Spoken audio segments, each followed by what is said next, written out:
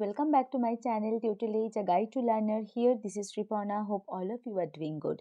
Today we are going to explain the second chapter of the UGC NET syllabus of the general paper, that is research aptitude. Okay, I think we all know that.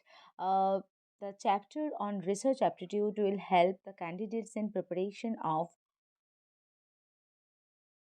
Hello everyone, welcome back to my channel Tutelage, a guide to learner. Here, this is Sripana. Hope all of you are doing good. Today we are going to explain the second chapter, that is research aptitude, and according to the UGC NET syllabus. Okay, so this chapter is basically one of the most important chapter of general paper syllabus, and I think this session is going to be a fifth or sixth session maybe. Hello everyone, welcome back to my channel Tutelage, a guide to learner. Here, this is Sripana. Hope all of you are doing good. Learner, today we are going to explain another chapter, that is research aptitude, and we have already discussed that chapter previous in my previous session, but today is the session 5. Okay, so that's why we called research aptitude part 5. We all know that research aptitude will help candidates in preparation of the NTA UGC NET syllabus.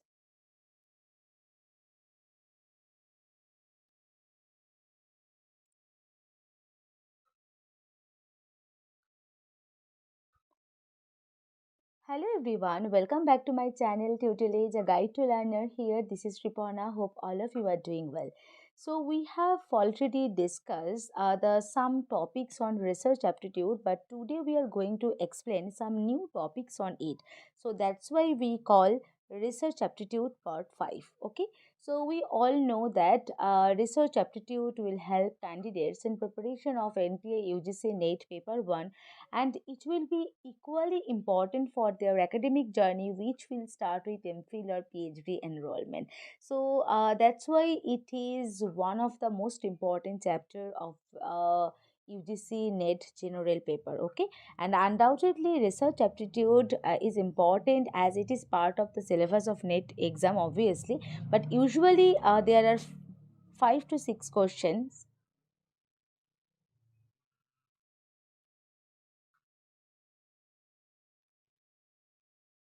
Hello everyone, welcome back to my channel Tutelage, a guide to learner. Here, this is Sripana. Hope all of you are doing well.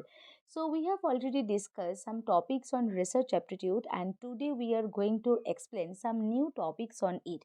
So that's why this session we called research aptitude part 5. Okay, so if you have missed my previous session, so please go and check it once, and all previous sessions links are available in my first comment and my description box. I hope those sessions will be uh, m- most important.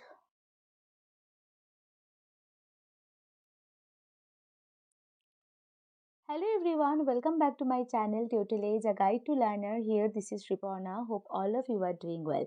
So we have already discussed some topics on research aptitude, and today we are going to explain some new topics on it.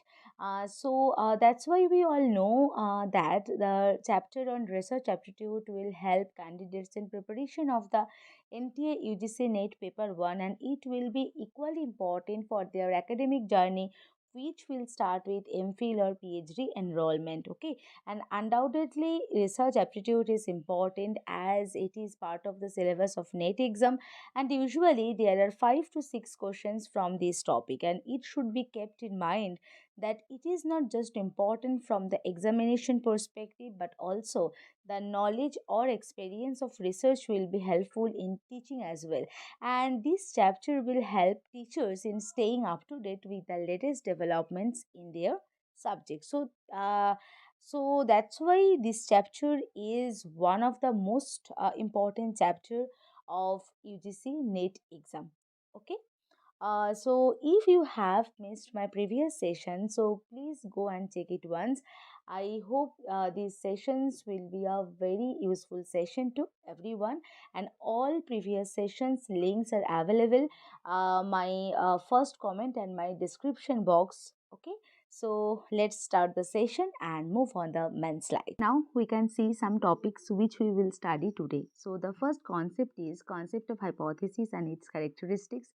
The second one is functions of hypothesis, and third one is data collection process, and the last but not the least, that is concept of sampling. So let's start the session and move on the main slide. Here we can see the topic, that is hypothesis, and we have already discussed this topic in my previous session. So if you have missed my previous session, so please go and check it once. I think it will be a very useful session to everyone, and my previous session link is in my first comment and my description box. So please go and check it once. So before going to the main topic, so at first we have to discuss what do you mean by hypothesis again. So here we can see the definition of the hypothesis according to Bailey. Hypothesis is a proposition in testable form and predicts a particular relationship between two or more variables. So, we have already told hypothesis is a tentative statement which will be checked through data analysis. So, that's why it predicts, it indicates the particular relationship between two or more variables. Okay, so it also predicts a relationship association between two variables. So I think this is clear. What do you mean by hypothesis? But now move on to the next slide, and here we can see types of hypothesis, and we have already told that part. So hypothesis is of two types. The first one is null hypothesis, and the second one is alternative hypothesis. So at first we have to know what do you mean by a null hypothesis. So null hypothesis is basically is a base of the study. Okay, it identifies, it predicts there is no difference between two phenomena, two situation, two variables. Okay, an alternative hypothesis indicates there is a relationship. So basically alternative hypothesis is just opposite to the null hypothesis. Okay, so now move on to the new topic in this session. So we all know that data collection process is one of the most important step in research. Data required for verifying a hypothesis, and what you mean by a hypothesis, which is already told by me. Data can be collected originally by the researcher, or it can be extracted or collected from the data already available. So that's why data collection process is of two types. The first one is primary data, and second one is the secondary data. Data can be primary or secondary depending upon its source only. Okay, so now move on to the next slide. So here we can see the definition of the primary data and secondary data. So this is the secondary one. Okay, so at first we have to know what do you mean by a primary data. So primary data is collected by a researcher through different types of survey, questionnaire, interviews, observation, etc. So basically primary data is the type of data which is collected by the researcher specifically as per the requirement of the study. It means the data is collected afresh for the study. I think this is clear. So researcher can record the data by observing the sample units. So primary data basically is a first hand data, and which is collected by a researcher directly through survey, questionnaire, interviews, observation, etc. Okay, so data published already cannot be considered as primary data, which is collected by a researcher at present. That type of data is known as primary data only. Now going to the second type of data collection process, that is secondary data. Secondary data is that which is already available in the society and which is not collected originally by a researcher for the intended study. It can be collected from published and unpublished sources.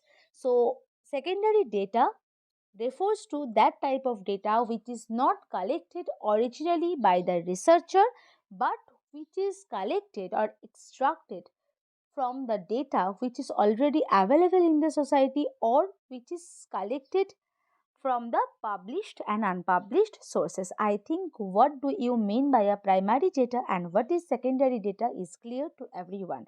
So now move on to the next one, and here we can see some published and unpublished sources of secondary data. So at first we have to know what are the published sources of secondary data. So here we can see historical documents, public records, reports and journals are the example of the published sources. And now move on to the second one, that is the unpublished sources of secondary data.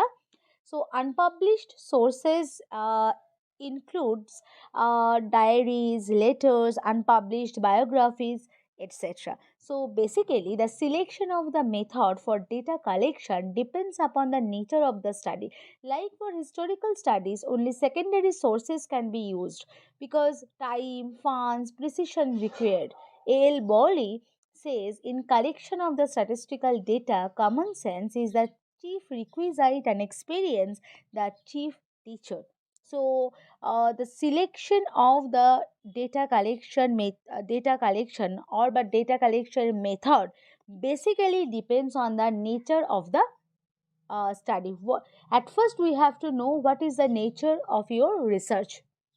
So then we have to select the data collection process, that is primary or the secondary data. I think this is clear. So now move on to the next one. So here we can see the next concept of this in this session, that is sampling. Okay. So what do you mean by a sampling? Do you know what is sampling? So sampling is basically the uh, representative of total population. I think we all know that what do you mean by a population. Population means the all college students of the college. So is that indicates basically the total population, and sample should be chosen in such a way and that it is representative of the total population only. So we consider, suppose a study is conducted to know if college students from Amritsar prefer healthy food over junk food. So for this study, the population from whom data can be collected is all the college students from Amritsar.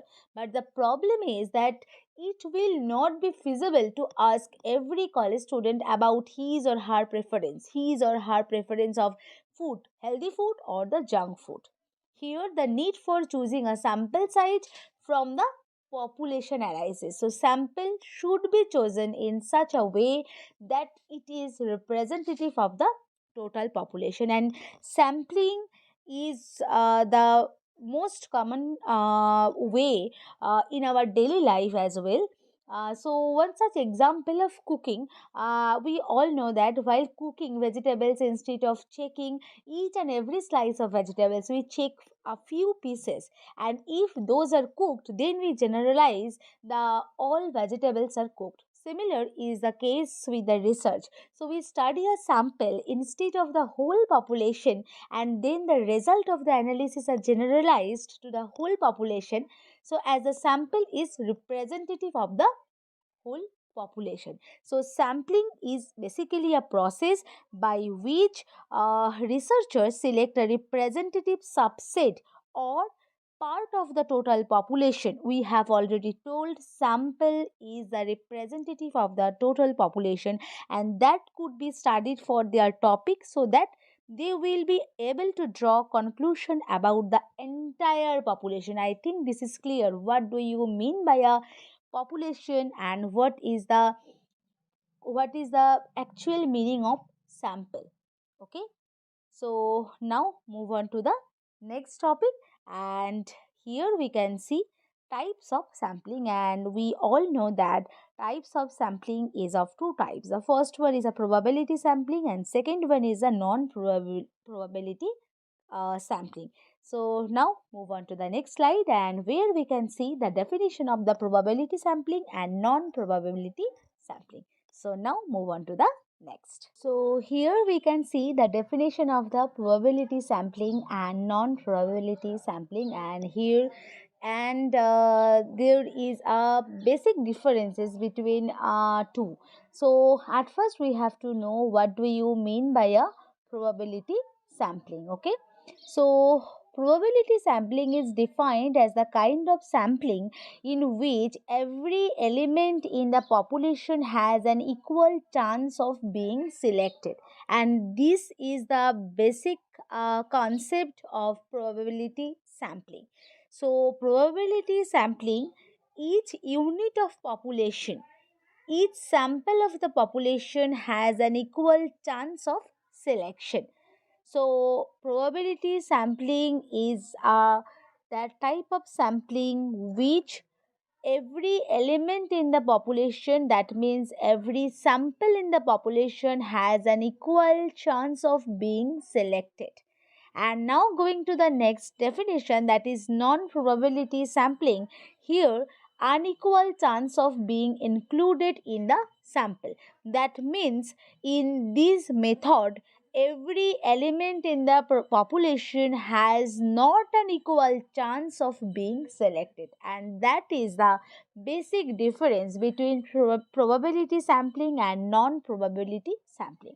So now move on to the next slide, and here we can see some types of sampling is of two types. We have already told that thing, but here some are the some are the probability sampling method. So there are four methods of the probability sampling, and some are the non-probability sampling.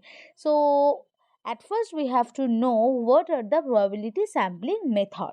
Okay, so it includes simple random sampling, stratified sampling, cluster sampling, and last, that is systematic sampling. All are the and all are under the probability sampling. And now move on to the next one, that is non probability sampling. So quota sampling, snowball sampling, and purposive sampling are the non probability sampling, and in my next session we will discuss it briefly. So I think this is clear. What do you mean by a hypothesis, and the function of hypothesis, characteristics of hypothesis, and very basic concepts about sampling. So I think this is clear. So learner, we are done for the today's session. I hope this session will be very useful to you. If you like my session, so do not forget to like, share, comment. Please do some support and subscribe my channel for getting more useful sessions. I will come again with a new exciting session. Till then, stay tuned. Thank you to all of you. Happy learning. Keep commenting.